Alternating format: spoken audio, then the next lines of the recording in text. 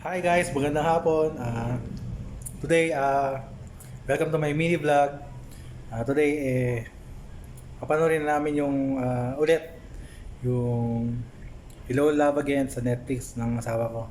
Ang date na namin to. So, punta na tayo.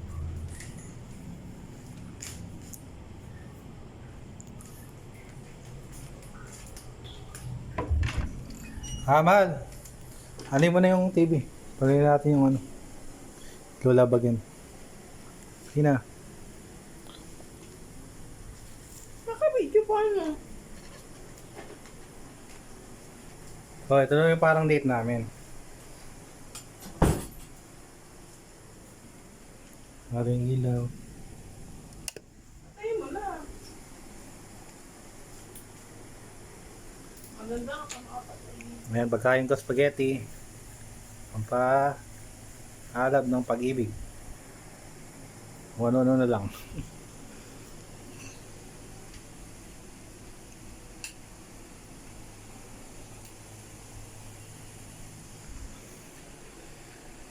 Sinara ko yung ilaw para makapagsimula na kami. Di ba mahal?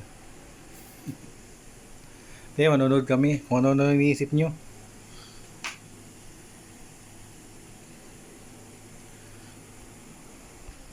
Walang tayong upuan.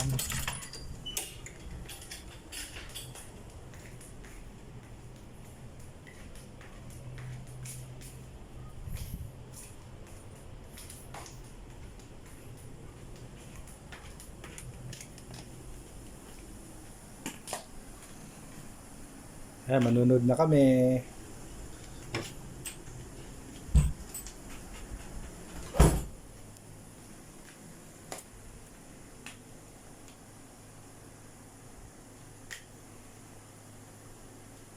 Ay ka naman sa vlog. Sawa ko. Ayan, manunod kami ng Hello Love Again. Actually, nung first week nito, pinanood na namin siya. Kaming dalawa sa sinihan. Pero nung malaman namin na i-upload siya sa Netflix, talagang tuwan-tuwa kami. At talagang gusto namin ulitin to. Tawagan na natin.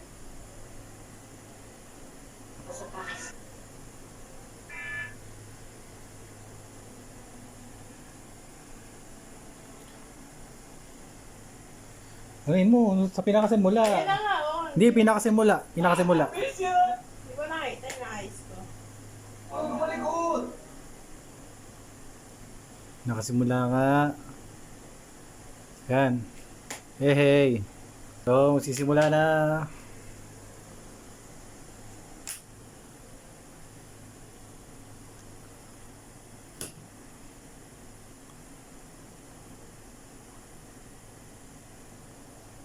So, tapusin ko muna dito yung bali intro ko lang to. Ayan na nga.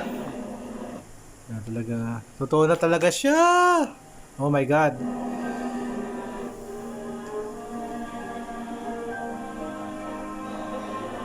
Ito talaga yung Pinoy na Pinoy love story.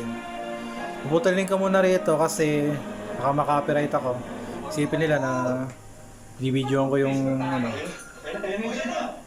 react na lang ako mamaya dun sa movie. Hanggang sa huli.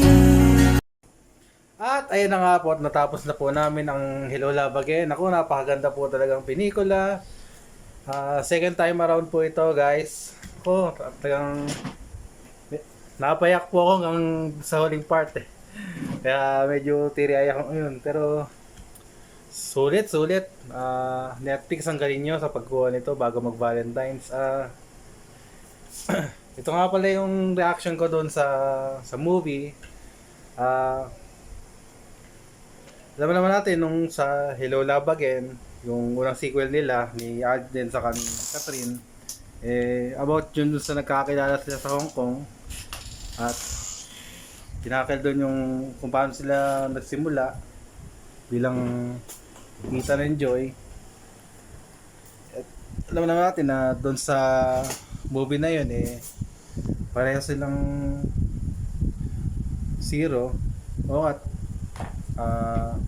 citizen si Alden doon sa Hong Kong, pero wala pang stable na job. Hindi naman si Catherine, lalo si Catherine, hindi naman stable pa yung ano niya doon kasi hindi siya naging citizen.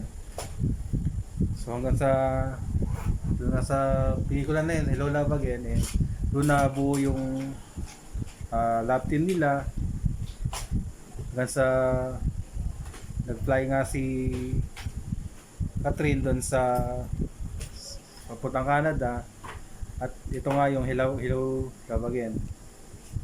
Doon sa simula ng storya, nakakatuwa talaga kasi timing na timing yung ano, yung nung nandun sila sa airport, talagang parang tumigil yung mundo namin nung nakita namin yung dalawa na nagkatitigan sila, kasi ano parang na-awkward pa sila kasi siguro nag-guess na namin na naghiwalay sila doon sa movie na yun, sa part na yun. And ang pinaka sumunod na mga nangyari doon is yung ano na si Ethan sa Canada sa movie na to, and doon siya nagkaroon ng, sabi nga doon sa movie, doon siya nagkaroon ng job opportunity at nagkita nga uli sila doon. And pinakita doon yung buhay sa bansa na yon. Doon din naman sa Hong Kong pinakita yung lifestyle doon, yung kung paano yung OFW. At yun, talagang nung sa part na andun sila dun sa parang uti-uti sa nagkakalapit, eh talagang napaka parang nagsimula ulit sila sa simula nung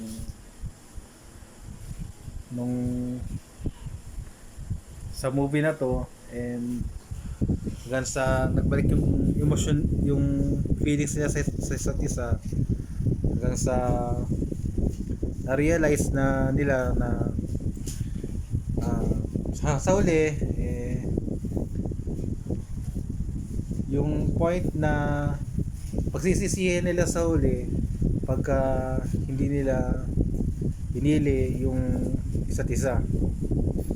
Kasi ano yun job opportunity versus yung ano yun yung magandang opportunity future versus dun sa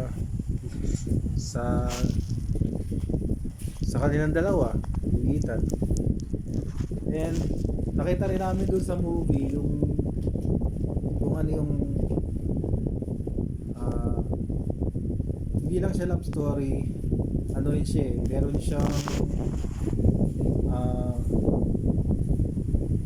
tatakil sa totoong nangyayari sa buhay natin, na bilang isang OFW, marami talaga pinagdadaanan. Nakita natin yun, nakita namin. And syempre sumabay yun.